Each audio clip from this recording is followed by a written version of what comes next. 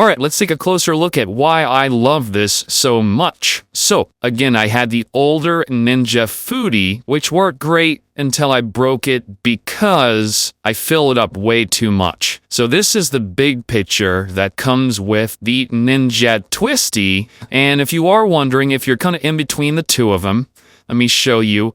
The Ninja Twisti just a little bit taller, but the base just a little bit taller here as well, and then a little bit taller here. But overall, it's very, very similar in size. This is why I chose the Ninja Twisti, especially if you're making two, or like myself, piling it so high, you don't want to break your other one. So most of this volume is spinach, but I got oatmeal, banana, chocolate protein powder, spinach, blueberries, ice, cinnamon, hemp hearts, peanut butter, we got it all in there. So my blade, of course, is down here. That just fits on, goes over to the lock position, and when you're ready to unlock, you go there, there's lock. Here's your fillable hole if you are blending and you do need to put in more liquid. Just open that up, pour some more in instead of having to remove the whole top. That's a great design feature. Because of the volume in here, you're gonna have to put it on the smoothie.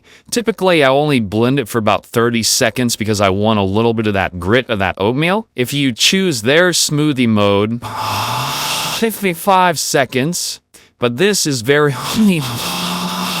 where it stops, it lets it hell, and then it bursts again. And of course, all the items are easily able to wash, and then I pour it in the big container that it does come with, and then I just take that outside. Morning sunshine, morning devotions. You can use, of course, the top cap if you're on the go. If you're going to the gym, you want your smoothie on the way to the gym, on the way to work, great device. I really enjoy it. Definitely a thumbs up in my book, especially the reason I purchased it was because of this container right here.